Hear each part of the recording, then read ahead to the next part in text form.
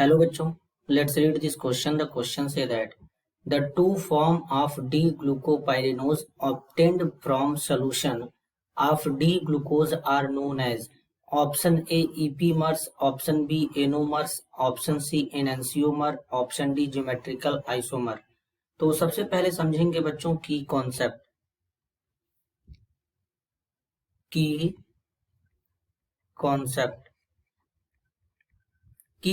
होगा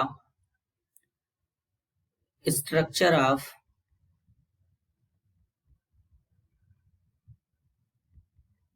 ग्लूकोज। अब बच्चों यहाँ पर ग्लूकोज का साइक्लिक स्ट्रक्चर बनाएंगे, तो बेसिकली किस तरीके से बनाएंगे जरा इसको समझेंगे। तो अगर हम बच्चों ग्लूकोज का स्ट्रक्चर यहाँ पे बनाएं तो बेसिकली इस तरीके से होगा। C डबल बॉन्ड O, यहाँ पर H हो जाएगा, देन यहाँ पे दूसरा कार्बन, तीसरा कार्बन, चौथा कार्बन, पांचवा कार्बन, और यहाँ पे इस तरीके से CH2OH हो जाएगा छठवां कार्बन। इस कार्बन पे यहाँ पर इस तरीके से OH हो जाएगा, यहाँ पे H हो जाएगा,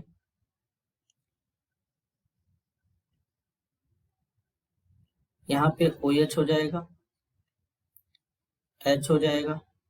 तीसरे कार्बन पे OH इस साइड में रहेगा, यहाँ पे H रहेगा, देन यहाँ पे OH H हो जाएगा बच्चों इस तरीके से। ये बच्चों ग्लूकोज का स्ट्रक्चर है बेसिकली इस तरीके से।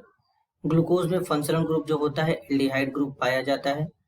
तो अब क्या होगा बच्चों, यहाँ पर ये जो ऑक्सीजन है ये पहला कार्बन है, दूसरा कार्बन, तीसरा कार्बन, चौथा कार्बन, पांचवा कार्बन, छठवां कार्बन। पांचवें कार्बन पे जो ऑक्सीजन है इसके पास लोन पेयर है और ये अटैक करता है इस इलेक्ट्रोफिलिक सेंटर पे और ये बॉन्ड यहाँ पे शिफ्ट होता है और इस ऑक्सीजन पे जब नेगेटिव चार्ज आएगा तो ये जो हाइड्रोजन है बच्चों जाकर के वहां पे ऐड हो जाएगा। तो कुछ इस तरीके का बच्चों यहाँ पे स्ट्रक्चर बनता है। यहाँ पर OH, यहाँ पर H हो जाएगा, फिर यहाँ पे इस तरीके से OH हो जाएगा, इस तरीके से H हो जाएगा, फिर यहाँ पे क्या हो जाएगा बच्चों OH हो जाएगा, यहाँ पर H हो जाएगा, फिर देन यहाँ पे क्या हो जाएगा OH हो जाएगा और यहाँ पे H हो जाएगा। फिर नीचे यहाँ पे क्या होगा बच्चों इस तरीके से CH हो जाएगा और यहाँ पर CH2OH हो जाएगा। अब इस तरीके से यहाँ पर ये ऑक्सीजन जो है बच्चों इसके साथ जैसे ही जुड़ेगा, जुड़ने के बाद यहाँ पर इस तरीके से एक रिंग का फॉर्मेशन हो जाता है। तो ये साइक्लिक स्ट्रक्चर बन जाता है बच्चों ग्लूकोज का। ये पहला कार्बन है, ये दूसरा कार्बन है, ये तीसरा कार्बन है, ये चौथा कार्बन है, ये पांचवा कार्बन है और ये छठवां कार्बन है। इसे कहते हैं अल्फा डी प्लस ग्लूकोपाइरेनोज।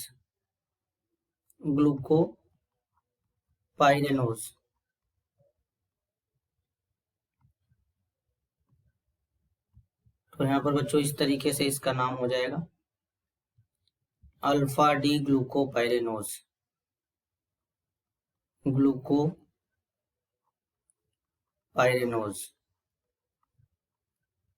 इस तरीके से। तो बच्चों अभी ये अल्फा फॉर्म है। अगर हम इसका बीटा फॉर्म बनाएंगे तो बीटा फॉर्म में क्या होगा बच्चों, ये जो पहले कार्बन पर OH रिंग के अंदर है वो क्या हो जाएगा OH रिंग के बाहर हो जाएगा। कुछ इस तरीके से यहाँ पर स्ट्रक्चर बनेगा, C, यहाँ पर H हो जाएगा, यहाँ पर OH हो जाएगा। OH अब क्या होगा रिंग के बाहर हो जाएगा। दूसरे कार्बन पर OH एज इट इज रहेगा, तीसरे कार्बन पर भी OH बच्चों एज इट इज रहेगा, चौथे कार्बन पर भी OH उसी प्रकार रहेगा और लास्ट जो पांचवा कार्बन है फिर इसके बाद यहाँ पे छठवां कार्बन।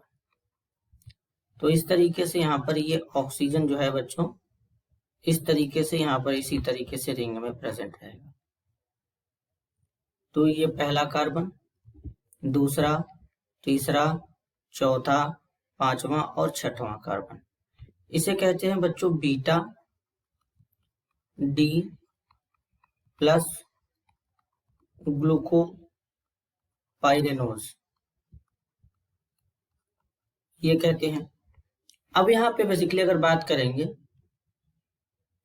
तो यहाँ ग्लूकोज के दो फॉर्म है, एक है अल्फा डी प्लस ग्लूकोपाइरेनोज, दूसरा है बीटा डी प्लस ग्लूकोपाइरेनोज। तो ये दोनों जो होते हैं बच्चों,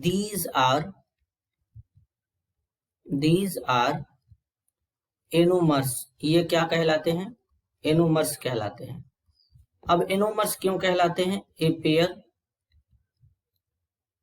of stereo isomers which differ in configuration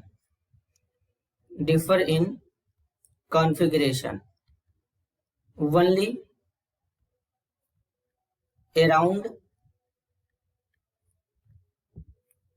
first carbon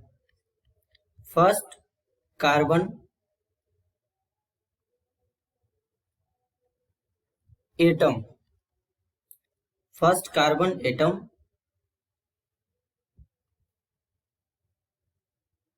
are called anomers. कहने का मतलब है बच्चों, अगर हम ठीक तरीके से देखें तो पूरा स्ट्रक्चर तो सेम है, लेकिन पहले कार्बन के अराउंड अगर हम देखेंगे तो पहले वाले स्ट्रक्चर में बच्चों यहाँ पे क्या शो हो रहा है? पहले वाले स्ट्रक्चर में जो पहला कार्बन है, इस पहले कार्बन से जो बेसिकली OH है रिंग के अंदर है, लेकिन दूसरे वाले स्ट्रक्चर में देखेंगे तो ये जो पहला कार्बन है, इस पहले कार्बन पे जो OH है रिंग के कहाँ है बच्चों? बाहर है। अब रिंग के बाहर है तो इसका मतलब क्या होगा बच्चों? यहाँ पे इसका मतलब यहाँ पर ये होगा कि कार्बन नंबर फर्स्ट के अराउंड यहाँ पर क्या होगा? डिफरेंट कॉन्फ़िगरेशन हमको मिल रहा है, एक है अल्फा, दूसरा है बीटा। तो इस टाइप्स का जब भी हमको कॉन्फ़िगरेशन मिलता है, इसे हम लोग कहते हैं बच्चों एनोमर्स कहते हैं। अब दूसरा बात बच्चों, इसे ग्लूकोपाइरेनोज क्यों कहते हैं? तो ग्लूकोपाइरेनोज इसलिए कहते हैं, बेसिकली ग्लूको का मतलब हो जाएगा बच्चों ग्लूकोज के लिए वर्ड यूज किया जाता है, और एक यहाँ पे क्या होता है, इस तरीके से एक कंपाउंड होता है, 6 मेंबर्ड रिंग होता है इस तरीके से। यहाँ पर एक डबल बॉन्ड होता है, यहाँ पे एक डबल बॉन्ड होता है, इसको पाइरेन कहते हैं। तो इससे कुछ इसका मिलता जुलता स्ट्रक्चर होता है, तो इसलिए इसको कहते हैं ग्लूकोपाइरेनोज कहते हैं।